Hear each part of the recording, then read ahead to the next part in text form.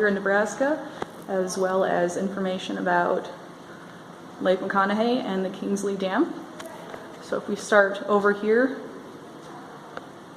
you can see that we actually had a diving bell at one point. They were going to use that to check on the dam, and I don't know about you, but I would not want to be doing that.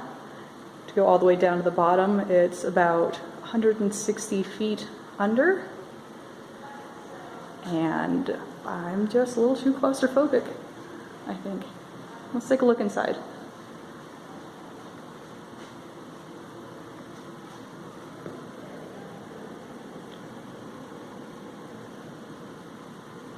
Yep, don't want to hang out in that. Over here we've got a really lovely mural showing the Platte River with a bunch of different water uses between wildlife and habitat. We've got irrigation. There's some fishing further down. If we walk closer, you can see a picture of the hydro station, where they can make energy and electricity from water, and we'll talk more about that later.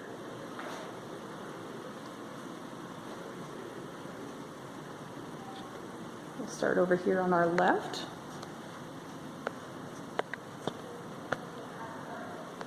So this part of the country in the Great Plains used to be called the Great American Desert, because it just didn't have the amount of rainfall that farmers were used to having back east. And without any trees, it just looked barren. And you can do some stuff with dryland farming, excuse me, but it was still a major challenge. We had droughts every couple years, and we only have so many rivers moving through. Digging wells was pretty difficult. That was one of the few ways you could get water. But some years we'd have a lot of rain, so then you wonder, why can't we save that rain for drought years? And plus there's all that spring flooding, kind of extra water, if you can think of it that way.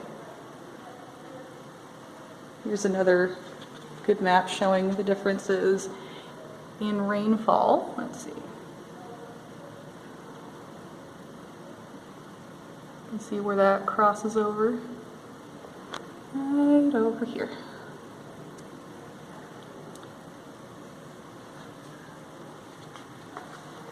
That's why for a while this was more ranch country, and a lot of it still is. Eventually they found out about the Ogallala Aquifer, which stretches under most of Nebraska, along with a number of other states like Colorado, Kansas, Oklahoma, Texas, New Mexico, and just a little bit into Wyoming and South Dakota. Now the challenge, of course, is going to be getting down to this kind of underwater lake. Now it's not just a cavern in the ground filled with water. It's the sediment is sandy, and there's a lot of water saturating it. It's not just like a big lake, even though we like to call it that. It's recharged very slowly, and we're actually irrigating out a lot more of it than it's refilling, so at some point we'll have to figure out how long the aquifer will last and how long we can keep irrigating out here.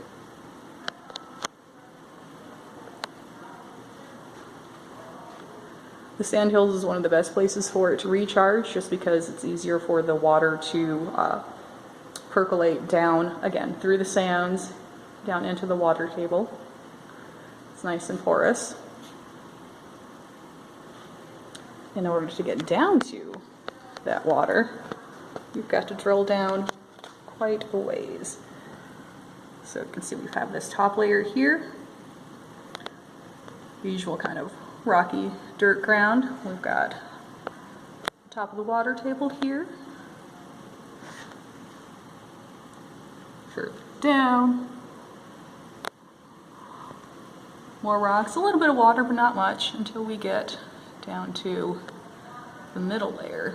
That's where things are a lot more porous, rocks or sand, and that's where it's able to kind of hang on to a lot more of the water. So you can see we've got the pipe running down here. It's got cement siding just to make sure the rock and sand and dirt don't kind of crush your pipe, because how are you going to get the water out then? And we've got the mesh down here. And then finally our bedrock layer, which is what keeps the water from soaking down any farther. We'll go behind me, talk a little bit more about what is an aquifer. Let's try that way. That's a good example, like a bucket full of wet gravel and sand. So it's been around for a long, long time before we could find a way to get to that water and use it for farming.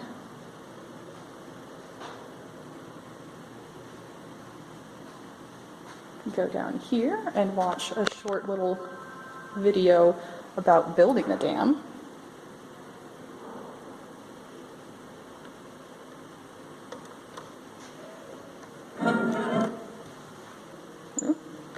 I broke it.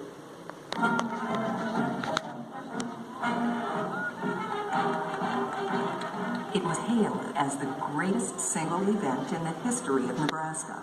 Parades spilled into the streets, and newspapers called it a pyramid that will make Cheop's effort look like something from the nursery. It was said the whole U.S. Navy could be floated on the lake that would result. What local citizens were excited about was the building of Kingsley Dam, the cornerstone of the huge irrigation and hydropower project undertaken by the Central Nebraska Public Power and Irrigation District.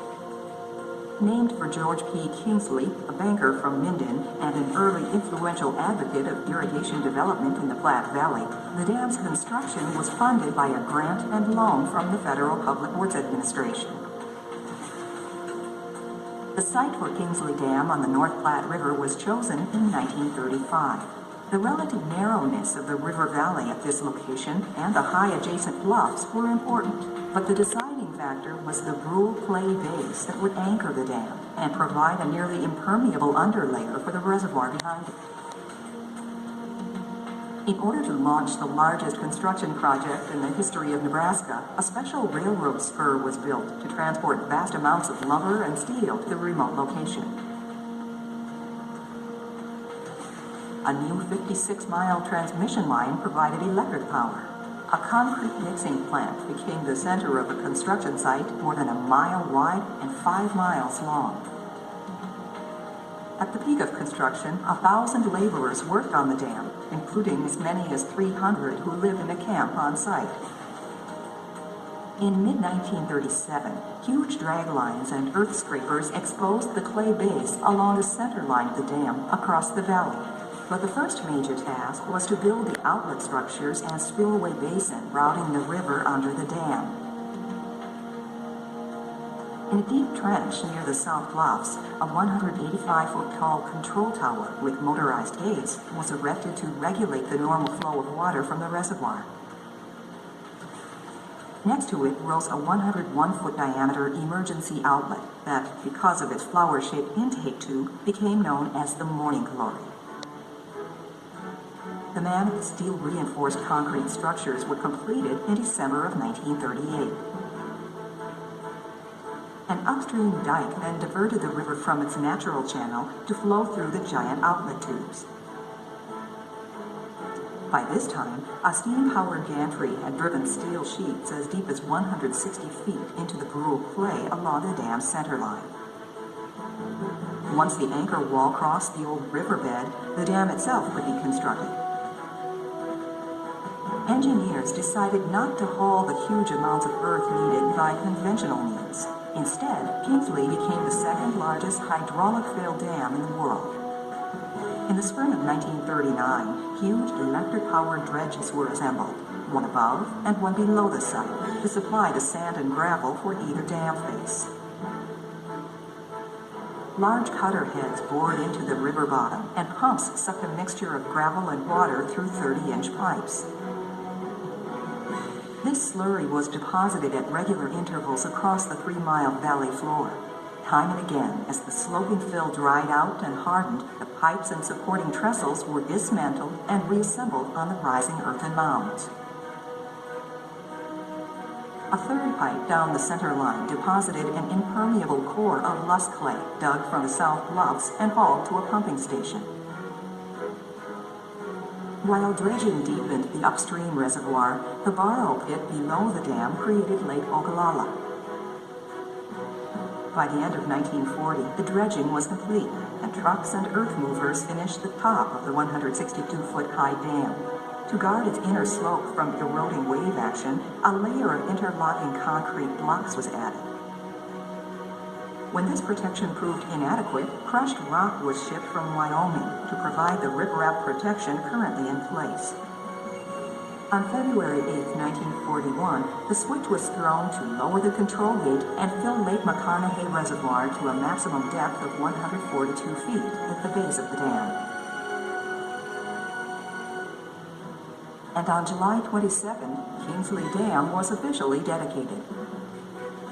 In President Franklin Roosevelt's words, taking its place in the front rank of the monumental structures conserving the nation's natural resources.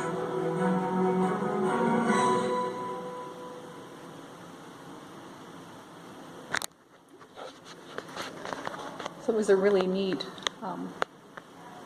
engineering experience, that's for sure. Here's a really cool picture I always like of the dam during another view, kind of a cross-cut view of the dam. So here's where that morning glory is. We've got the intake, the gates are here. Let's see, actually got a little button here so we can watch it go through under the dam to the hydro, which I think works. We'll find out.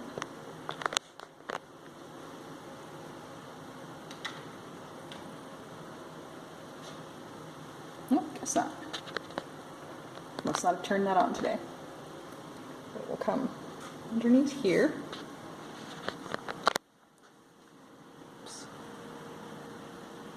There's a bunch of turbines down there that will spin from the water going past, and basically that will create electricity that is then transferred to the power lines that will take it all over the state.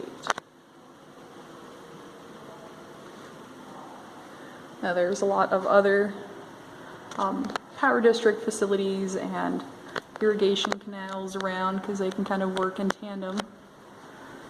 So up here is us, whoops, pardon me, up at Lake McConaughy. And you can see there's quite a few others along the Platte River here. All those other canal systems all the way down to Kearney area.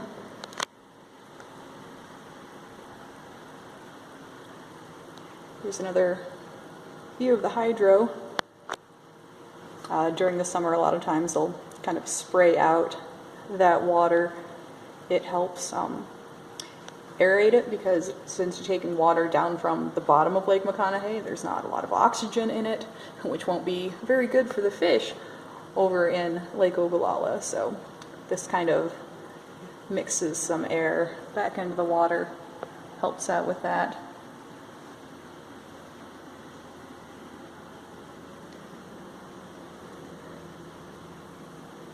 Here's another good example of how you can use water to get electricity.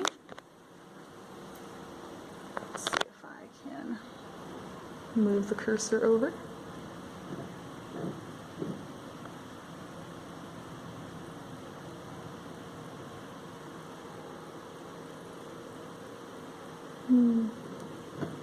This might be easier to do in person.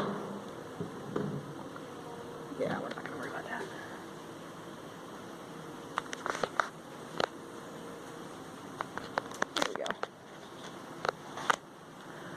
Our communities obviously use water in a bunch of different ways, between drinking it, using it for cooking, washing your clothes, washing the car.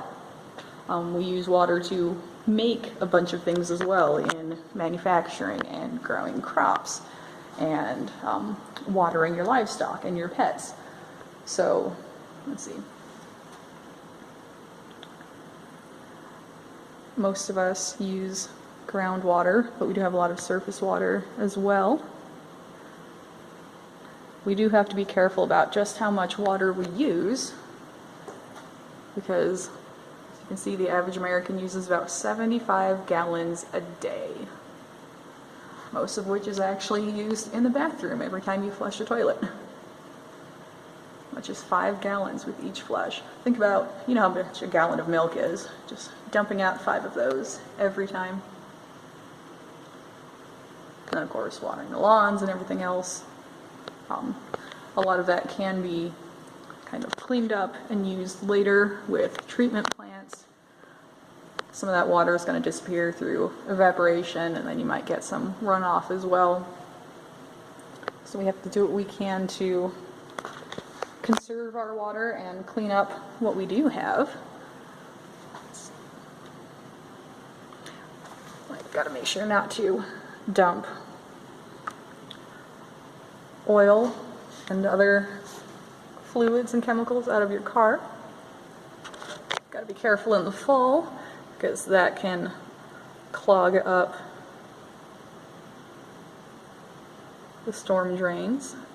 And there's no reason to throw it out, because it actually makes for really good fertilizer. We just kind of mow over ours and leave it on the lawn.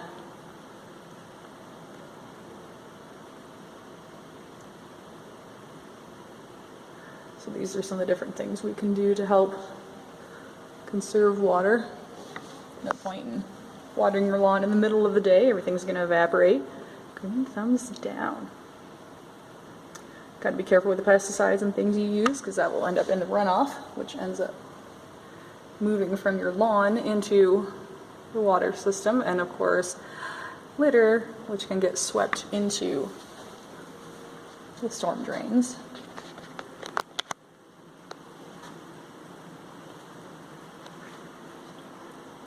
We talked about how we're going to try to clean up our wastewater. Let's see if I can get this little video going too.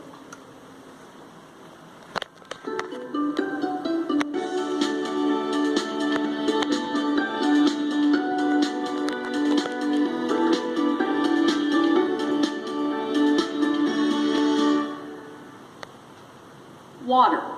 It is an essential building block of life, constantly moving in a hydrologic cycle that flows in a continuous loop above, across, and even below the Earth's surface.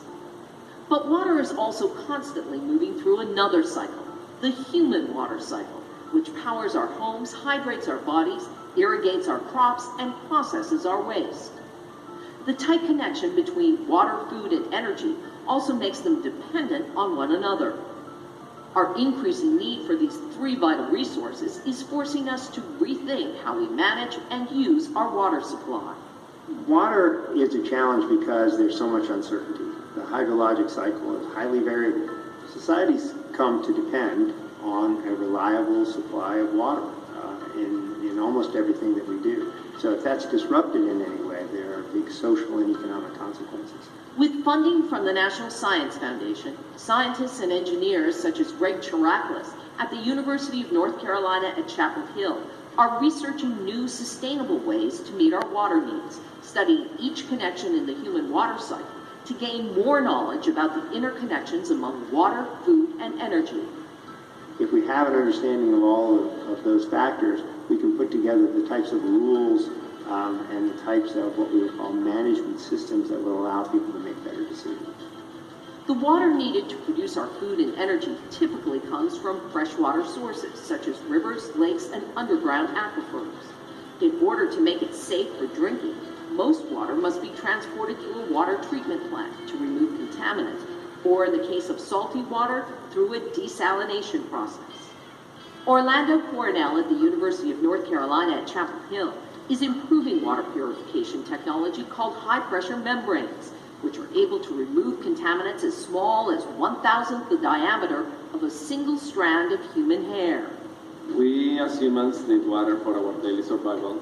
Most of our body is made up of water, and as a result, we need to consume it every day. High pressure membranes are a great technology, right? We use it to remove these very small contaminants and all sort of contaminants from the water. Contaminants such as bacteria, parasites, and viruses that could affect public health. What happens to the water we flush down the toilet or rinse down the sink? It is transported to a wastewater treatment plant to remove organic carbon and nutrients such as nitrogen and phosphorus before it can be safely released back into the environment. Kartik Chandran at Columbia University in New York City is researching new ways of recovering those nutrients from wastewater to produce energy. Instead of calling this wastewater, to me this is enriched water. We have been able to convert the organic carbon in food waste, in sewage sludge, in fecal sludge, to biodiesel, which is a liquid fuel easily transported and easily used, directly used in diesel engines. Water can be diverted to produce hydropower, the largest source of clean electric energy in the United States. Yet water is essential in other forms of energy production too, such as coal, gas, and nuclear power. It's brought into the plant, it's used to cool, and then the warmer water then is delivered back into the stream. Our food supply is reliant on water. In dry regions such as the California Central Valley, the Texas Panhandle, or the high plains of Kansas, irrigation or the delivery of water to crops artificially is vital to the success of a farmer's crop yields. Without the additional water to supplement natural rainfall, fields would go dry and food production would plummet. Irrigation often leads to something called soil salinization, an excess of salt left over after water evaporates or transpires, preventing plants from taking in water and nutrients. Megan Mauder at Carnegie Mellon University is working to improve desalination methods and soil salinity data collection to help farmers make better water management decisions for the future. In the past, we've been entirely dependent on manual sampling of soils around the country, and while that's effective, it's both cost-intensive and labor-intensive. If we can predict the soil salinity using satellite data, we could both get higher resolution measurements of soil salinity throughout the United States, but we could also scale this up to global areas where we believe that soil salinization is a concern. While there are many challenges placed on our water, food, and energy security, scientists and engineers are asking questions and working towards solutions that will benefit us all. How do we manage the water that we've got? Do we build more reservoirs? Do we develop more efficient technologies? These are all questions that come into play when we try to think about how are we going to ensure a reliable water supply well into the future. 2 water cycles, one natural, one human-made, yet both are fundamental to meet our growing needs for water, food, and energy. Here in this final section, we talk about the other uses for water. We talked about for using it for power, for crops, community human use, but also for recreation. I mean, everybody probably would like to go either hunting or boating or fishing or swimming. In my case, I like to go bird watching. So there's a lot of different activities that people do that are water related. They're all important, and we do have to try to find a balance between the uses to make sure there's enough to go around, basically. Water for fish, of course, because they have to live there. Over here we've got some examples of fish that we have out here. I think these are replicas of some prize-winning fish that they've caught out here.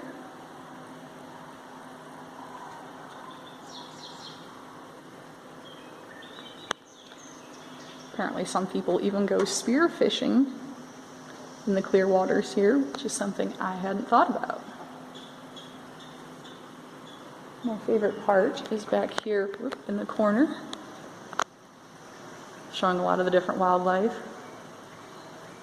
that uses the Platte River and its associated wetlands. So we've got sandhill cranes, great blue heron, some bufflehead ducks down there, some green-winged teal, Canada geese, deer, of course. We've got a couple mounts in here too. Now, not all these animals are going to be in the wetlands, but they still rely on water. So we have prairie dogs, sandpipers, pheasants, coyotes, and skunks, muskrats, mink. There's my golden-eye duck. I knew he was in here somewhere. The river otters are coming back. They had to be reintroduced after being hunted out. The avocets are another really nice shorebird.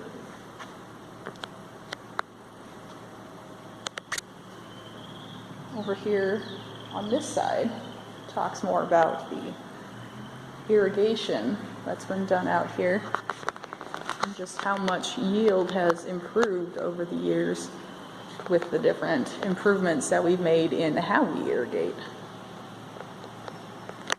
See if I can back up a little. You can see back in 1930 we had, let's pan over, maybe 25 bushels per acre. And you can see generally the trend was to keep climbing. Here we go, right in the 50s, 52, we have our first patent for the center pivot irrigation.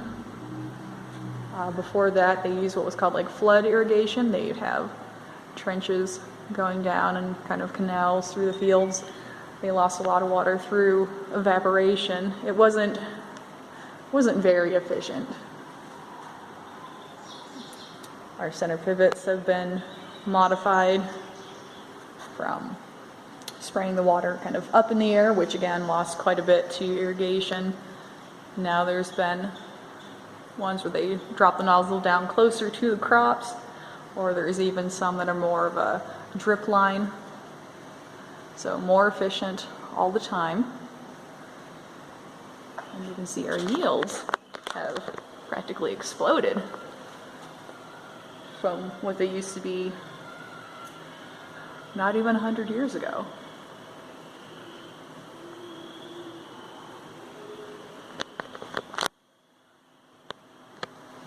So this area of Nebraska would not be the way it is without irrigation. We would not be able to grow the crops that we do. We wouldn't be able to have people living here like they do. But that does come with a bit of a cost. You can see that there's been some changes in the groundwater level because there have been more and more wells drilled all the time. And even though we're getting more efficient, if we're drilling more wells and irrigating more acres, that still means more water is being used. And again, remember, it's being used a lot faster than it can be naturally replaced.